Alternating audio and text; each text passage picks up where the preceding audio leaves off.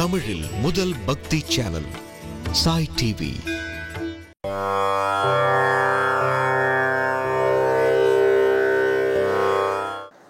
குருர் பிரம்மா குருர் விஷ்ணு குருர் தேவோ மகேஸ்வரः குரு சாட்சாத் பரம்பிரம்ம தஸ்மை ஸ்ரீ குரவே நமः. அன்பே சிவம், அறியும் சிவனும் ஒன்றே, ஆலயம் தொழுவது சாலவும் நன்று. இந்த மூன்று வார்த்தைகளையும் நாம் கேட்டிருக்கிறோம். இந்த அன்பே சிவம் என்பதற்கு உதாரணமாகவும் சிவபக்தியையும் விஷ்ணு பக்தியையும் ஒரு சேர வளர்த்தவராகவும் ஆலயம் தொழுவது சாலவும் நன்று என்பதை வாழ்க்கையிலே நடத்தி காட்டியவரும் ஆகிய நம்முடைய காஞ்சி பெரியவரை பற்றிய வாழ்க்கை வரலாற்றை மக்களுக்கு, பக்தர்களுக்கு, அன்பர்களுக்கு தெரிவிக்கும் விதமாக இந்த நிகழ்ச்சியை ஏற்பாடு செய்திருக்கிறார்கள்.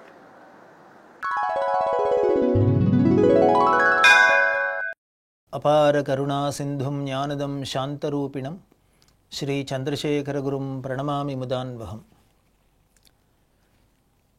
காஞ்சி மகா பெரியவா 12 திருமுறை பாராயணத்தில் ஞானசம்பந்தர் தேவாரத்தை பாராயணம் நடந்துட்டு வரத்திலே பாண்டி நாட்டு திருத்தலங்களில் மதுரை அந்த தேவாரத்தெல்லாம் பாடுறதே அதில் பல விஷயங்கள், அபூர்வமான விஷயங்கள்லாம் சொல்கிறத பார்த்தோம். அதுக்கப்புறம் இந்த பாண்டி நாட்டிலே இருக்கிற பல உயர்ந்த க்ஷேத்திரங்கள், திரு ஆப்பனூர் அப்படின்னு ஒரு க்ஷேத்திரம், அந்த தேவாரம் வருது. ஆப்புடையார் கோவில், ஆப்புடையார் கோவில் அப்படின்பா. நம்ம ஆவுடையார் கோவில்னு கேள்விப்பட்டிருக்கோம். இந்த மதுரைக்கு பக்கத்தில் இங்கே ஆப்புடையார் கோவில் அப்படின்னு. அதுக்கு கதை என்ன அப்படின்னா, அந்த ஊரில் இந்த சிவாச்சாரியர் என்ன பண்ணுறார், சுவாமிக்கு நைவேத்தியத்துக்கு வேறு ஒன்றும் இல்லை அப்படின்ட்டு வைகையில் இருக்கிற மண்ணை எடுத்து ஒரு பானையில் போட்டு ஒலையில் வைக்கிறார். என்ன ஆகிடுது, மண் சாதம் ஆகிடுறது. அவரோட பக்தி அப்படி, இந்த பூஜை பண்ணுற சிவாச்சாரியரோட பக்தி அவ்வளவு பக்தி. அதனால் சுவாமிக்கு நைவேத்தியத்துக்கு ஒன்றும் இல்லையே அப்படிங்கிற தாபத்தோட வைகையில் இருந்த மண்ணை தூக்கி எடுத்து ஒரு பானையில் போட்டு அடுப்பில் ஒலை வச்சார் அப்படின்னா அன்னம் ஆகிடுது. அதனால சுவாமிக்கு பேரே அந்த ஊரில் அன்ன வினோதர் அப்படின்னு பேர். மண்ணை அன்னமன்னா ஆக்கியிருக்கிறோம். அப்படி ஒரு கருணை அந்த சுவாமி திருஆப்பனூரில். அடுத்து திருப்பரங்குன்றம் அப்படிங்கிறது. திருப்பரங்குன்றம் அப்படிங்கிறது முருகனோட 6 வரை வீட்டில் ஒன்று அப்படிங்கிறது எல்லாருக்கும் தெரியும். ஆனால் அது பெரிய சிவக்ஷேத்திரம்.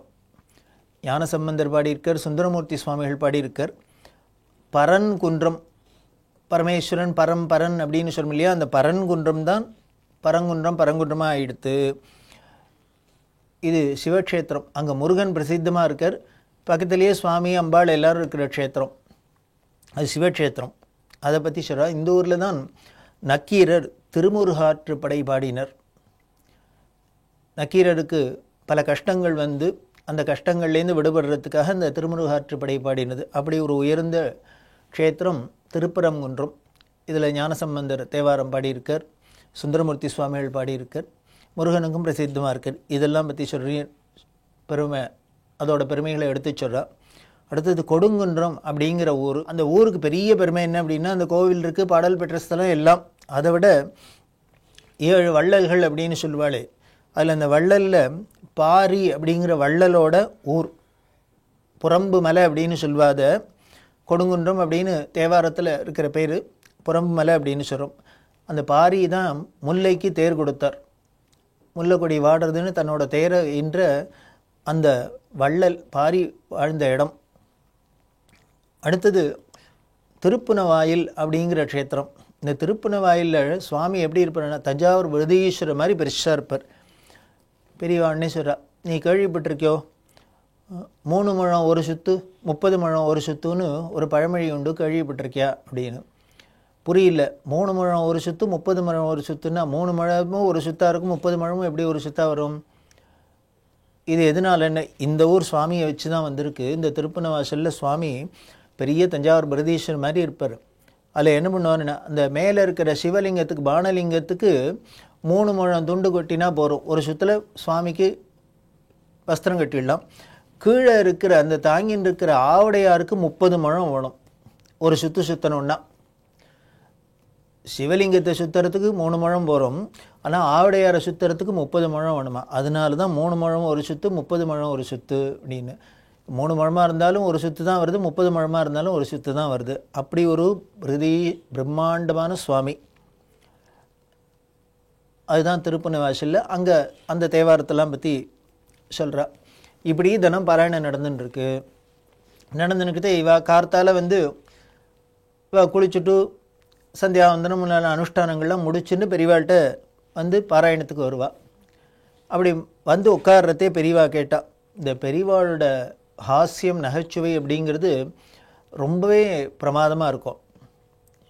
அவள் லேசில் சிரிக்க மாட்டா, ஆனால் எல்லாரையும் வயிறு குலுங்கி சிரிக்க வைக்கிறதுல ரொம்ப கெட்டிக்காரு. இவள் உட்காந்துட்டா ஒரு நாளைக்கு கார்த்தால. உடனே பெரியவா இவர்கிட்ட கேட்குறா, தேவார டாக்டர்கிட்ட, சந்தியாவந்தனம் ஆச்சா அப்படின்னு, சுக்லாம்பிரதனம் ஆச்சா அப்படின்னா. அவர் பார்த்தார், இது என்ன சந்தியாவந்தனம் ஆச்சான்னு கேள்விக்கிட்டால் நியாயமாக இருக்குது, சுக்லாம்பிரதனம் ஆச்சான்னா உடனே அவர் பதில் சொன்னார், ஆச்சு ஆச்சு, சுக்லாம்பிரதனம் சொல்லி கூட்டிகிட்டு தானே சந்தியாவந்தனம் ஜபம் எல்லாமே ஆரம்பிக்கிறோம், அதனால் ஆச்சு அப்படின்னர். சுக்லாம்பிரதனம் சொல்லாத எப்படி சந்தியாவந்தனம் பண்ண முடியும், ஜபம் பண்ண முடியும்? அதை சொல்லிட்டு தானே முதல்ல ஆரம்பிக்கிறோம். ஸோ அதனால் ஆச்சு அப்படின்னு. உடனே பெரியவா, நான் உன்னை சுக்லாம்பிரதம் சொன்னியான்னு கேட்கலையே, ஆச்சான்னு கேட்டேன் அப்படின்னு. இவருக்கு புரியல, திருத்தின்னு முடிக்கிறேன். என்ன சுக்லாம்பிரதனம் ஆச்சான்னா என்ன, சொன்னா என்ன, இதுக்குள்ளே ரெண்டுத்துக்குள்ளே என்ன வித்தியாசம் இருக்குது? உடனே பெரியவா சொல்கிறா, நான் சுக்லாம்பிரதனை சொன்னியான்னு கேட்கல, ஆச்சான்னு தான் கேட்டேன். சரி, சுக்லாம்பிரதனம் திருப்பி சொல்லும் அப்படின்னா. உடனே இவர் சுக்லாம்பிரதனம் விஷ்ணு சசிவர்ணம் சதுர்புஜம் பிரசன்னவதனம் தியாயேத் சர்வவிக்னோபசாந்தியே அப்படின்னு உடனே சுக்லாம்பிரதனம் இந்த மந்திரத்தை சொன்னார். அர்த்தம் தெரியுமோ அப்படின்னார். அர்த்தத்தையும் சொன்னார். உடனே பெரியவா கேட்டுட்டும், இதுக்கு இன்னொரு அர்த்தம் இருக்குது, அது தெரியுமா உனக்கு அப்படின்னா. இவருக்கு இப்போது குழம்பு எடுத்து, இன்னொரு அர்த்தம் இருக்கா, இது ரொம்ப பெரிய வேதாந்தபரமாக ஏதான அர்த்தம் இருக்காக்கும் அப்படி இப்படின்னு நினச்சிட்டு, பாவம் இவருக்கு புரியல. ஏதோ எல்லாரும் தெரிஞ்ச அர்த்தத்தை தான் தனக்கும் தெரிஞ்சிருக்கு, இதுக்கு இன்னொரு அர்த்தம் அப்படின்னு இவர் முழிச்சா அப்புறம்தான் புரிஞ்சுது, உரைச்சிது என்னென்ன. பெரியவா ஏதோ கிண்டல் பண்ணுறான்னு அப்போ தான் புரிஞ்சுது. முன்னமே சொல்லியிருக்கேன், இந்த கிண்டல் பண்ணுறத கூட பரியாசம் பண்ணுறத கூட ரொம்ப நாசூக்காக ரொம்ப பூடகமாக பண்ணுவாள். அது அவளுக்கே புரியாது. கேட்குறவனுக்கு நம்மளை தான் கிண்டல் பண்ணுறா, ஏதோ பரியாசம் பண்ணுறா அப்படின்னு புரியாத அளவுக்கு ரொம்ப சீரியஸாக பெரியவா பேசுவாள். இவருக்கு இப்போ புரிஞ்சுடுத்து, இதில் என்னமோ விஷயம் இருக்குது, ஏதோ பெரியவா பொடி வச்சு பேசுகிறா, கிண்டல் பண்ணுறா அப்படின்னு தெரிஞ்சுன்னுட்டார். அதனால என்ன பண்ணார், ஜாகிரதைன்ட்டு. இன்னொரு அர்த்தம் தெரியுமோ அப்படின்னு ஒன்றும் பதில் சொல்லலை. உடனே பெரியவாளே ஆரம்பித்தா, இன்னொரு அர்த்தம் என்ன. உடனே சுக்லம்னா என்ன அப்படின்னா தானே அர்த்தம். சுக்லம்னா என்ன, வெள்ளை. சரி, வெள்ளை எது அப்படின்னா, வெள்ளை வெள்ளையன்னு எது இருக்குது, பால் மாதிரி இருக்குதுன்னு சொல்கிறோம் இல்லையா, வெள்ளை வெள்ளையன்னு பால் மாதிரி இருக்குதுன்னு சொல்கிறோம். ஸோ அப்போ சுக்லம்னா வெள்ளை, வெள்ளை எது, பால். சரி, அடுத்தது விஷ்ணுன்னா என்ன, கருப்பு. கருப்பு எது அப்படின்னா டிகாஷன் தான் கருப்பு. சசிவர்ணம், இப்போ சசிவர்ணம்னா என்ன, கருப்பும் வெள்ளையும் சேர்ந்த மிக்சடு கலர். இப்படி ஆரம்பித்தாலே யாருக்கு தான் புரியாது. சுக்லாம்பிரதம் ஆச்சான்னு கேட்ட கேள்விக்கு இப்போ தான் அர்த்தம் புரிய ஆரம்பிக்கிறது. உடனே மிக்சடு வர்ணம், இந்த வெள்ளையும் கருப்பு சேர்ந்த மிக்சடு வர்ணம், அதுதான் சசிவர்ணம். சரி, சதுர்புஜம் என்ன அப்படின்னு, எங்கே 4 கை, சதுர்புஜம்னா 4 கை. எது 4 கை அப்படின்னு, கொண்டு கொடுக்குற மாமியோட கை 2, அதை வாங்கிக்கிற மாமாவோட கை 2. இப்போ மாமி கை 2, மாமா கை 2 சேர்ந்தாக்க 2 2 4 கை ஆச்சா, அதுதான் சதுர்புஜம். அடுத்தது என்ன அப்படின்னு, சதுர்புஜம் தியாயேத்து. அது தியாயத்துனா என்ன அர்த்தம், நினைக்கிறது. அது என்னத்தை நினைக்கிறதுன்னு, இப்படி காலங்கார்த்தால் சுட சுட மாமி கொண்டு கொடுக்குற அந்த காப்பியை மாமா நினச்சாரோ இல்லையோ, நினச்ச உடனேயே அவருக்கு என்ன ஆயிடுதுன்னர், பிரசன்னவதனம், முகம் சிரிச்ச முகமாக சந்தோஷமாக ஆயிடுதான். இந்த காலங்காலத்தால் மாமி கொண்டு கொடுக்குற காப்பியை நினச்சோடனே அவருக்கு பிரசன்ன வதனம் ஆகிடுறது. அதுக்கப்புறம் என்ன ஆகுதுன்னர், அதை வாங்கி குடித்த உடனே என்ன ஆகிடுறதுன்னர், சர்வ விக்னோபசாந்தையே அப்படின்னா எல்லா கஷ்டமும் போயிடுத்து. அவருக்கு என்ன ஏற்பட்டுருத்துன்னா உபசாந்தி ஏற்படுத்தும். இருக்கிற கஷ்டம்லாம் போய் நன்னா சந்தோஷமாக உபசாந்தி ஏற்பட்டுருத்து. சொல்கிறாளோ இல்லையோ, காப்பி குடிச்சோன்னே தலைவலி போச்சு, சுறுசுறுப்பாக எடுத்து, இதெல்லாம் பலது ஏதோ சொல்கிறாளே, இதெல்லாம் நம்மளோட கஷ்டம் போய் உபசாந்தி ஏற்பட்டதோட அறிகுறி தானே. இப்போ சர்வ விக்னோபசாந்தையே ஆச்சா. சுக்லம்னா என்ன, விஷ்ணுன்னா என்ன, சசிவர்ணன்னா என்ன, சதுர்புஜம்னா என்ன, அதை தியாயத்து இந்த காப்பியை நினச்ச உடனே நமக்கு முகமே சந்தோஷமாக ஆகிடுறது, பிரசன்ன வதனமாகிடுது. இன்னும் அதை வாங்கி குடித்தோன்னா கேட்கவே வேண்டாம், சர்வ விக்னம் உபசாந்தி ஆகிடுறது, நிம்மதி ஏற்பட்டுறதுன்னு இப்படி பெரிய அர்த்தம் சொன்னால். இதுதான் இன்னொரு அர்த்தமாக. இதை சொன்னால் எல்லாருக்கும் என்ன பண்ணுன்னு தெரியல, ஒரே குலுங்கி குலுங்கி சிரிப்பு. இவா பேசாத இருக்கா. அப்புறம் சொல்றா, இப்பெல்லாம் எல்லா பிராமணா வீட்டிலையும் நான் இப்போ சொன்னேனே, இந்த சுக்லாம்பரதரம் முன்னாலேயா இல்லை இந்த சந்தியாவந்தனத்தை நீ சொன்னிய அந்த சுக்லாம்பரதரம் முன்னாலேயான்னு பெரிய போட்டியே நடக்கிறது போ அப்படின்னா. அதாவது வேறு ஒன்றும் இல்லை, எல்லார் வீட்லேயும் காலங்காலத்தில் எழுந்தினோடனே ஸ்நானம் பண்ணி சந்தியாவந்தனம் பண்ணிடணுமா, இது முதல்லையா இல்லை காப்பி குடிச்சிட்டு பண்ணுறதா அப்படிங்கிறது, முதல்ல காப்பியா அப்புறம் சந்தியாவந்தனமா இல்லை சந்தியாவந்தனம் முதல்ல அப்புறம் காப்பியாங்கிறதுல பெரிய போட்டி இருக்குது அப்படின்னு. வேறு ஒன்றும் இல்லை, சுக்லாம்பிரதனம் ஆச்சான்னு கேட்டது காப்பி ஆச்சான்னு கேட்குறா. காலங்காலத்தில் ஏந்தினோன்னு காப்பி குடிச்சியா அப்படிங்கிறது சுக்லாம்பிரதனம் ஆச்சான்னு. அந்த சுக்லாம்பிரதத்துக்கு இப்படி ஒரு வியாக்கியானம் வேடிக்கையாக இருக்கும். இது மாதிரி பல விஷயத்தை சொல்லுவாள். பச்சை மாமலை போல் மேனி பவழவாய் கமலச்செங்கண் அச்சுதா அமரரேரே ஆயிரதம் கொழுந்தே என்னும் இச்சுவை தவிரையான் போய் இந்திர லோகமாளும் அச்சுவை பெரினும் வேண்டேன் அரங்கமா நகருளானே அப்படின்னு ஒரு ஆழ்வார் பாசுரம். இதை ஒருத்தர் வேடிக்கையாக கதை சொன்னாராம். ஒருத்தர் வீட்டுக்கு போயிருந்தார், ஸ்ரீலங்கத்தில் ஒருத்தர் வீட்டில் போய் ஒருத்தர் ஒரு விருந்தாளி தங்கினார். அவருக்கு இவர் வந்துட்டார், சொல்லாத திடீர்னு வந்துட்டார். வந்தால் அவருக்கு ஏதோ ஒரு மடத்துலேயே எங்கேயோ படுத்து போய் தங்கினார். உப்மா போட்டா. அந்த உப்மாவை சாப்பிட்டுட்டு எப்படி இருக்குன்னு கேட்டாலாம். அப்போ பாடினாராம், ஏன் அப்படின்னா பச்சைமா மலை போல் மேனி, அது என்ன இருந்ததுன்னா உப்மா அவசரமாக கிண்டினத்தினால வெறும் பச்சையாக இருந்தது, வேகலை, அதனால் பச்சை மாவு. அதில் என்னென்ன மலை போல் மேனி அப்படின்னா கல், ஒரே மலை மாதிரி கல். அதை வாயில் போட்டுனா உப்புமா கடிக்கிறதுக்கு முன்னால் நரன்னு கல் கடித்து என்ன எடுத்துனார், நாக்கெல்லாம் கீறி ரத்தம் வராப்பில் எடுத்து. அப்படி உள்ளுக்குள்ளே இந்த கல்லெல்லாம் கடிச்சு எல்லாம் பண்ணி நாக்குக்கு இதெல்லாம் ரத்தம் வர ஆரம்பிச்சதுனால வாய் முழுக்கலும் ரத்தம் வந்து செக்கச்சவேன்னு ஆயிடுத்து, பவழ வாய். அது போராத்துக்கு என்ன பண்ணிவிட்டா, அதில் உப்பு உரப்பை வேறு ஜாஸ்தி போட்டா, மிளகாய் என்னென்ன போட்டு பண்ணிவிட்டா, அது காரமாக இருக்குது. இந்த காரத்தில் கண்ணு செவந்து செக்கச்சவேன்னு ஆயிடுத்து. கமலச்செங்கண், கண்ணுலேருந்து தனித்தனியாக கொட்டுறது, கமலச்செங்கண்ணாக எடுத்து. இவர் பார்த்தாராம், அப்பா இச்சுவை தவிரையான் போய் இந்திர லோகமாடும் அச்சுவை பெரினும் வேண்டேன், நாங்கள் இது மாதிரி இங்கே இப்படி கிடைக்கும் அப்படின்னா வேண்டவே வேண்டாம்ப்பா அப்படின்னு. இனிமேல் இந்த உப்புமா மாதிரி இனிமேல் இந்திரலோகத்துக்கு போனாலும் இது மாதிரி உப்புமா சாப்பிடக்கூடாது, இது வேண்டவே வேண்டேன் அப்படின்னு பாடினான் அப்படின்னு இப்படி ஒரு கதை. இப்படி ஒவ்வொரு விஷயத்திற்கும் பெரியவாளோட ஹாஸ்யம் அப்படிங்கிறது எவ்வளவு சுவாரஸ்யமாக இருக்கும். அதை பெரியவா அதை அப்படியே ட்ராமடைஸ் பண்ணி சொல்கிற கதை சொல்கிறதே பார்த்தா ரொம்பவே ஆச்சரியமாக இருக்கும். இவர் ஏதோ வேதாந்தத்துக்கு உபநிஷத்துக்கு இனிமேல் பிரம்மசூத்திரத்துக்கு இதுக்கெல்லாம் தான் சொன்னார் அப்படின்னா, பேசினா அப்படின்னா ஒரு சப்ஜெக்டையும் பேசினா அப்படின்னா வேதத்தையாக இருக்கட்டும், சாஸ்திரமாக இருக்கட்டும், புராணமாக இருக்கட்டும், இதிகாசமாக இருக்கட்டும், அப்படியே யாரும் சொல்லாத அளவுக்கெல்லாம் அதில் உள்ள விஷயங்கள்லாம் சொல்லி இன்டர்பிரேட் பண்ணி நமக்கு சொல்கிறதுல அப்படியே மெய்மறந்து கேட்டுருப்போம். அப்படின்னா இது மாதிரி கிண்டல் அடிக்கிறதையும் நம்மளை அப்படியே மெய்மறக்க வச்சுருவா.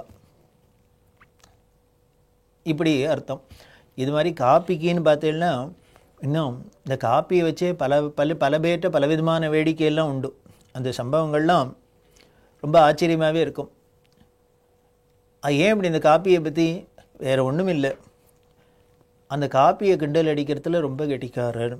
வேடிக்கை என்ன, பெரியவாளுக்கு ஒரு காலத்தில் கும்போணம் சுவாமிகள் அப்படின்னு பேர். ஒன்றுமே சொல்லியிருக்கோம், 18ஆம் நூற்றாண்டுலேருந்து காஞ்சி காமகோடி பீடம் கும்பகோணத்தை தலைமையகமாக கொண்டு ஒரு 4-5 தலைமுறையாக இங்கு வந்ததுனால அது கும்போணம் மடம், கும்போணம் சுவாமிகள் அப்படின்னு ஒரு பேர் ஏற்பட்டது அப்படின்னு. இவருக்கு ஒரு பேர் கும்போணம் சுவாமிகள்னு, ஆனால் இவரோட பட்டப்பேரோ காஞ்சி காமகோடி பீடாதிபதிகள் அப்படின்னு. இந்த காஞ்சிபுரம் கும்பகோணம் இது ரெண்டுமே எதுக்கு ஃபேமஸ் அப்படின்னு, இந்த காஞ்சிபுரம் பட்டுக்கு ஃபேமஸ்ஸு, கும்பகோணமோ எல்லாருக்குமே தெரியும், கும்பகோணம் டிகிரி காப்பி அப்படின்னு காப்பிக்கு ரொம்ப ஃபேமஸ்ஸு. 2 ஊர் இவர் பேரில் ஒட்டின்னு இருக்குது. அந்த 2 ஊரில் ஒன்று பட்டுக்கு பிரசித்தமாக இருக்குது, இன்னொன்று காப்பிக்கு பிரசித்தமாக இருக்குது. ஆனால் பெரியவாளோ இந்த பட்டையும் காப்பியும் தான் ரொம்ப கண்டிச்சா, வெறுத்து ஒதுக்கினான். எல்லாரும் அதை விடணும் அப்படின்னு சொன்னான். இது வேடிக்கையாக இருக்குது. இவர் இருந்த ஊரில் எதெல்லாம் ஃபேமஸோ அதை இவர் ஒதுக்கணும் அப்படின்னு சொன்னார். அப்படின்னா அந்த கும்பகோணம் டிகிரி காப்பி அப்படின்னு ஒன்று ஞாபகம் வருது. இப்போ எல்லா இடத்துலையும் Kumbakonam degree coffee, Kumbakonam degree காப்பின்னு போடுறா. இந்த கும்பகோணம் டிகிரி காப்பின்னா என்னன்னே தெரியலையா? அது என்ன டிகிரி காப்பி வேறு ஒன்றும் இல்லை.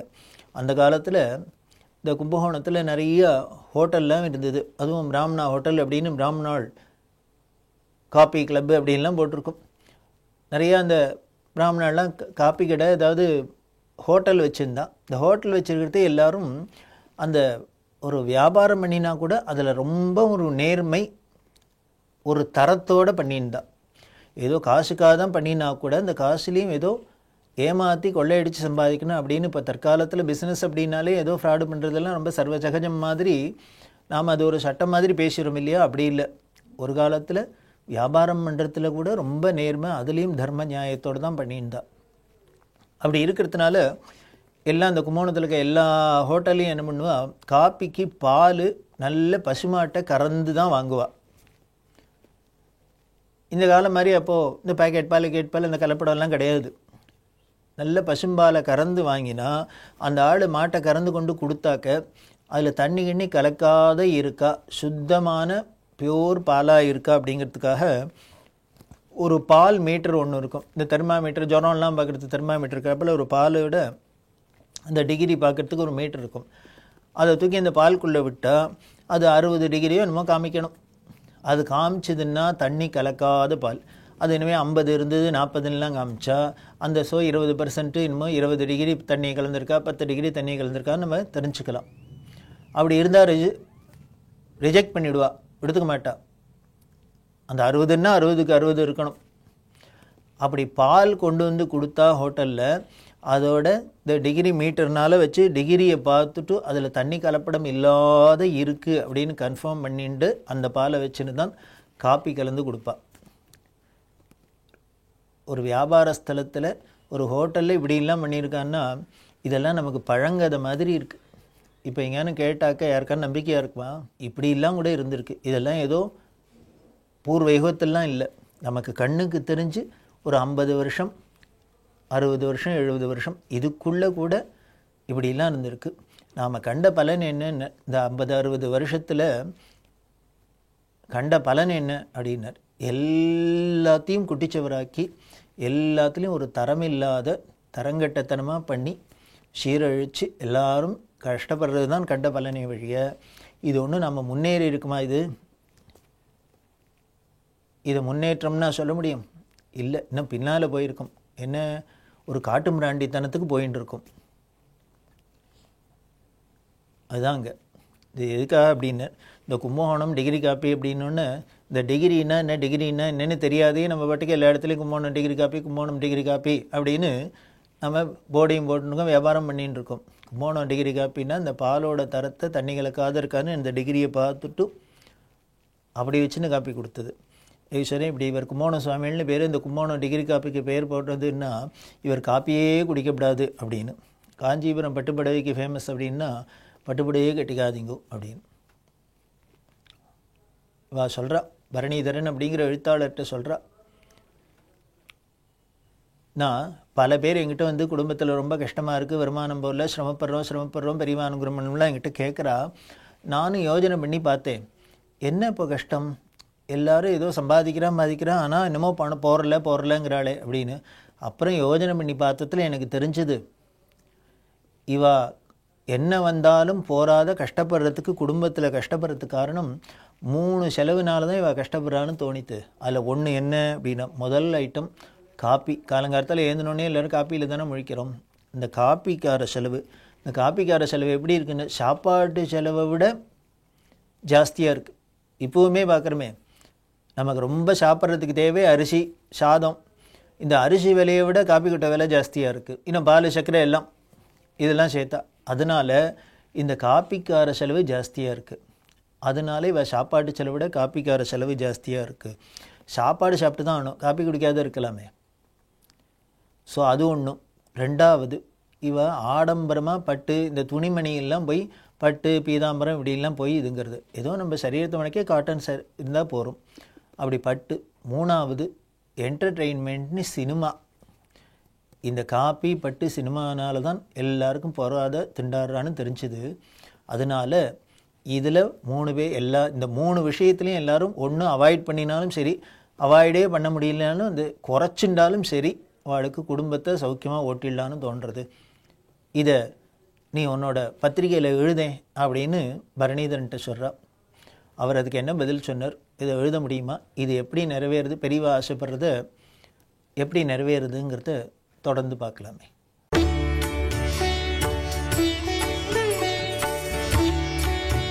தமிழில் முதல் பக்தி சேனல் சாய் டிவி.